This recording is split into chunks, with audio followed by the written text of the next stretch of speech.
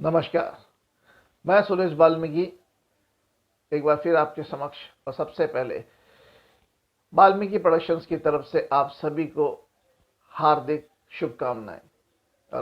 और अब बढ़ते हैं हम आज के मुद्दों पर। आज मैं दो ऐसे समसामयिक विषयों पर आपसे बात करूंगा। बात क्या करनी है, एक्चुअली मैं अपने मन की बात करूंगा। एक है सुप्रीम कोर्ट के कामकाज का तरीका और दूसरा है बिहार का इलेक्शन। समझदार इंसान या समझदार जो भी हमारे बुजुर्ग एक बात कह गए कि किसी भी समझदार इंसान को कोर्ट की सीढ़ियां नहीं चढ़नी चाहिए। और सुप्रीम कोर्ट के बारे में तो तौबा तौबा, उसके फैसलों के बारे में या उसके कामकाज के बारे में तो कोई टिप्पणी करनी ही नहीं चाहिए, क्योंकि वो हमारी देश की सर्वोच्च न्यायालय है और उसका फैसला जो है उसके आगे सबको सर झुकाना है। सर्वोच्च न्यायालय के किसी फैसले पर टिक्का टिप्पणी करना वो हम जैसे साधारण तुच्छ लोगों के बस की बात तो है ही नहीं। लेकिन इन दिनों कुछ वकीलों ने ही, जो सुप्रीम कोर्ट में ही अपनी प्रैक्टिस करते हैं, उन्होंने बार बार सुप्रीम कोर्ट के कुछ फैसलों पर टीका टिप्पणी की है। प्रशांत भूषण जी आपको याद होंगे, उन्होंने अपने कई बात पर माफी मांगने से भी इनकार कर दिया था, जेल जाने को तैयार थे। अर्णब गोस्वामी साहब की इस बार जो बेल हुई है उस पर कुछ और वकीलों ने भी सवाल उठाए हैं। अर्नब गोस्वामी की याचिका पर तत्काल सुनवाई क्यों? सुप्रीम कोर्ट बार एसोसिएशन के अध्यक्ष ने रजिस्ट्री के महासचिव से पूछे कड़े सवाल। पी चिदंबरम जैसे प्रतिष्ठित वरिष्ठ वकील की याचिका भी तत्काल लिस्टिंग नहीं की गई थी। उन्हें कई महीनों जेल में गुजारना पड़ा था जब तक कि सुप्रीम कोर्ट ने उन्हें जमानत के लायक घोषित नहीं किया था। पी चिदंबरम कांग्रेस के वरिष्ठ नेता रहे, गृह मंत्री रहे इस देश के, वित्त मंत्री रहे इस देश के। वो जेल के अंदर थे और उन्होंने अपनी जमानत याचिका जो है वो सुप्रीम कोर्ट के अंदर दाखिल की थी, लेकिन उनकी भी जमानत याचिका पर सुनवाई नहीं हुई थी। अगले ही दिन कई महीनों तक उनको जेल के अंदर रहना पड़ा था। उसके बाद में जो है उनकी सुनवाई हुई थी। अर्णब की इस बेल के बाद जिन लोगों ने अपनी आवाज मुखर की है उसमें एक है stand up comedian mister Kunal Kamra. It's great. I love India, but I love India. I have to say this because कहाँ मिलेगा इतना कंटेंट? इन्होंने तो हद ही पार कर दी। इन्होंने तो अपनी नाराजगी व्यक्त करने के लिए सुप्रीम कोर्ट की जो तस्वीर है उस पर ही बीजेपी का झंडा फहरा दिया। उनको लगता है कि ये भी एक कॉमेडी का स्टेज है जहां पे वो कॉमेडी करने आए हैं। वो भूल गए कि ये सुप्रीम कोर्ट है जिसके फैसलों पर टिप्पणी करना गलत है, बहुत भारी पड़ सकता है उन्हें। पर इसका एक दूसरा पहलू भी तो जरा देखने और सोचने लायक है कि एक आदमी जो पढ़ा लिखा है, दुनिया भर में शोज करता है, वो बेवजह तो ऐसी हरकत नहीं कर सकता। प्रशांत भूषण जी बेवजह तो किसी बात पर टिप्पणी नहीं कर सकते। अर्णब की बेल के बाद दूसरे वकीलों ने जो टीका टिप्पणी की है वो हमारी तरह कानून से, उसके कामकाज से अनजान तो नहीं है। फिर ऐसा क्यों है?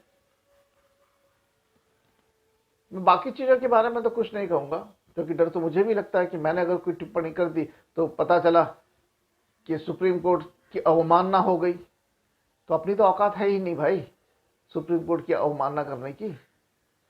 लेकिन क्योंकि हम एक प्रजातंत्र में रहते हैं, हमारा देश जो है एक प्रजातांत्रिक देश है, तो इसमें फ्रीडम ऑफ स्पीच, बोलने की आज़ादी तो मुझे भी है, सभी को है।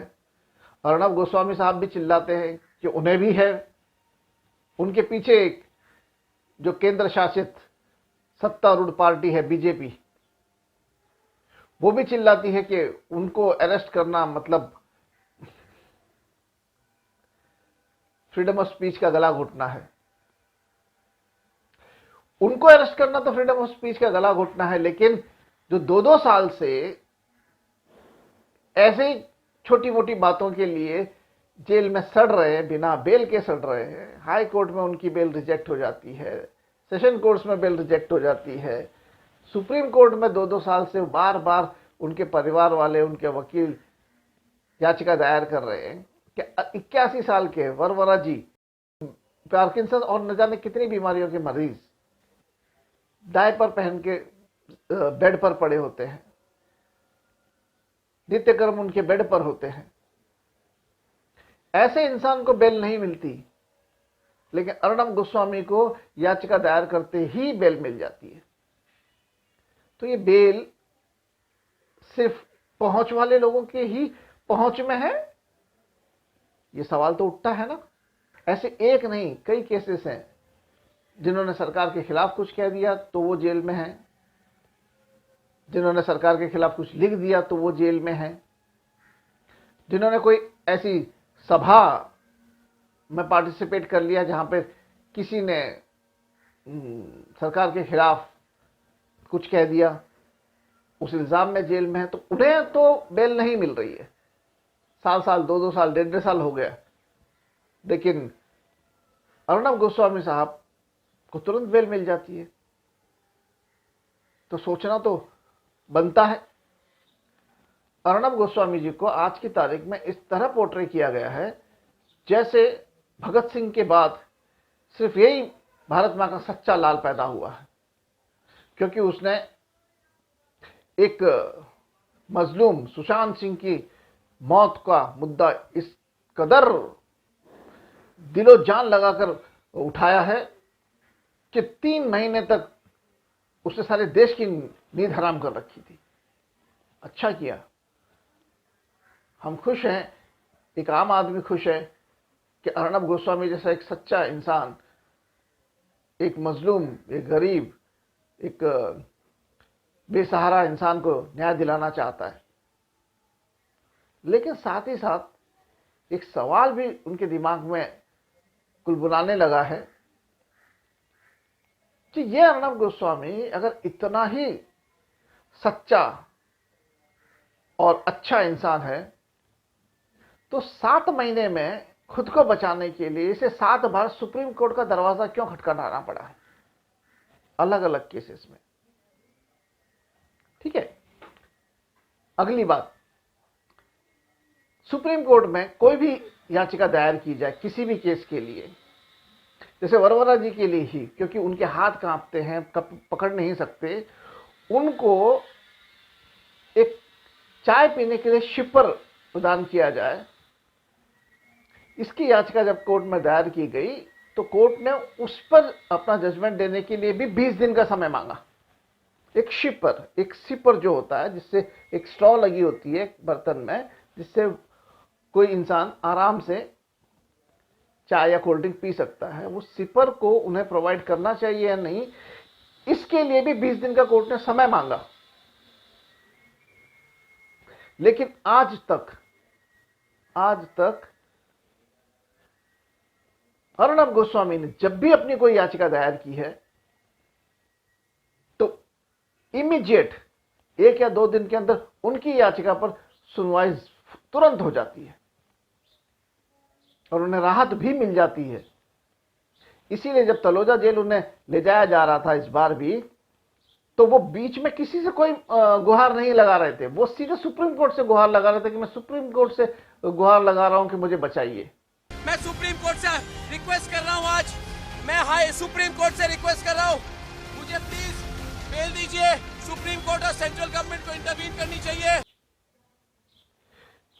इस बंदे का मुझे एक समझ में नहीं आता कि अगर ये इतना सच्चा और जिस तरह से 3 महीने तक सुशांत केस के बारे में चिल्ला कर ये कहा था कि मेरे पास सबूत हैं, मेरे पास गवाह हैं, मुझे 302 के नीचे कोई बात ही मंजूर नहीं है, सीबीआई जांच होनी चाहिए। जब सीबीआई जांच हुई, सीबीआई जांच इनकी मांग के अनुसार जब हुई और नारकोटिक डिपार्टमेंट दोनों की ही रिपोर्ट जब सामने आई है, तो इसकी बातें तो हमेशा ही गलत साबित हुई है, क्योंकि सीबीआई की रिपोर्ट के अनुसार भी सुशांत सिंह ने आत्महत्या की है। तो इसके पास कौन से सबूत थे, कौन से गवाह थे?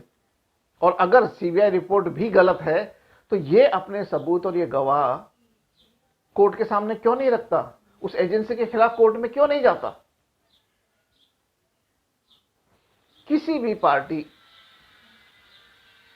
किसी भी इंसान को हम जब अपना सपोर्ट देते हैं तो हमें एक बार तो अपने दिल पर हाथ रखकर सोच लेना चाहिए कि क्या हम सिर्फ उसे इसलिए सपोर्ट कर रहे हैं क्योंकि वो हमारे जो विरोधी हैं उनका विरोधी है, या वाकई वो हमारे सपोर्ट का हकदार है, सही इंसान है। चलिए, बहुत बात हो गई मिस्टर अर्नब गोस्वामी और सुप्रीम कोर्ट साहब के ऊपर, क्योंकि जब सुप्रीम कोर्ट के फैसले इस तरह के आएंगे तो सवाल तो उठेंगे।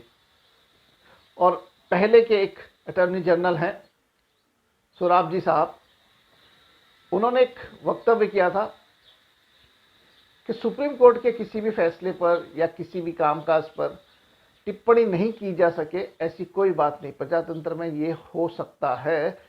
सुप्रीम कोर्ट को भी इस मुगालते में नहीं रहना चाहिए कि वो कोई डिवाइन ताकत है जिसके बारे में कोई कुछ कह नहीं सकता। You see, the court has this notion. हमारे को बोल नहीं सकते हैं. Even if it's correct, you can't say it. But why not? You have not some divine institution about whom you cannot say. अब आते हैं बिहार के इलेक्शन पर। बिहार का इलेक्शन हो गया, एनडीए को स्पष्ट बहुमत मिल गया, सबसे अच्छी बात, क्योंकि अगर ऐसा नहीं होता तो फिर वो खींचतान शुरू हो जाती। ये इसके एमएलए फोड़े जा रहे हैं, इनके एमएलए खरीदे जा रहे हैं, ये हो रहा है, वो हो रहा है, बहुत गंदी राजनीति जो होती है वो शुरू हो जाती। अच्छा लगा कि स्पष्ट बहुमत मिल गया उसे।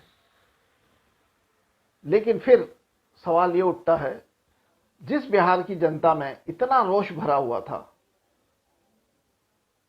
इतना रोष भरा हुआ था जिस बिहार की जनता में कि वो सीएम साहब की मीटिंग्स में उन्हें बोलने नहीं दे रही थी। उनकी पार्टी या बीजेपी के जो कैंडिडेट से उन्हें अपने गांव में, अपने शहरों में, अपनी गलियों में घुसने नहीं दे रही थी प्रचार के लिए। जहां से जो प्रसार माध्यमों में जो दिखाई दे रहा था कि जो कैंडिडेट्स हैं वो अपना प्रचार नहीं कर पा रहे हैं, पब्लिक घेर लेती है, उन्हें वहां से भागना पड़ता है। इन हालात में, और नीतीश जी का तो बाकायदा वीडियो वायरल हुआ था, इसमें चिल्ला के कह रहे थे, भैया बोलने तो दो, भले मुझे वोट मत देना।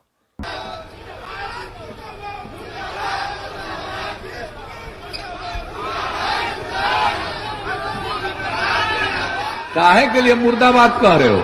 तो जिसका जिंदाबाद कह रहे हो उसका सुनने जाओ। अरे जिसका जिंदाबाद कर रहे हो उसको सुनने के लिए जाओ। जिस बिहार में बेरोजगारी, पलायन की तकलीफ, विकास का मुद्दा, ये सारे मुद्दे इतने बढ़ चढ़कर बोले कि प्रधानमंत्री की रैलियों में भी कुर्सियां खाली दिखाई दी। उस नाराज जनता ने